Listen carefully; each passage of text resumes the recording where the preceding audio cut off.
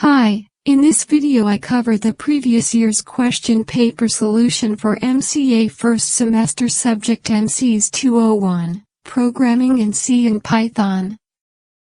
The second question is compare flowchart and algorithm. Draw flowchart to find factorial of a number entered by user. Firstly, the algorithm. An algorithm is a step-by-step procedure or formula for solving a problem. It is a high-level description of a solution that can be implemented in any programming language.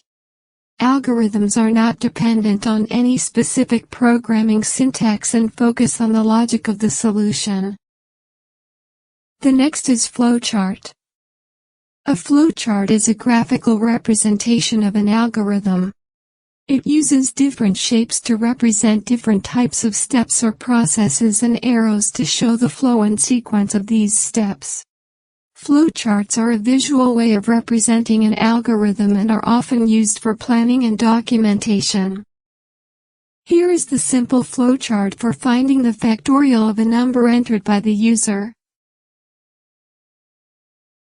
The summary of flowchart and algorithm in table as follows. Thank you.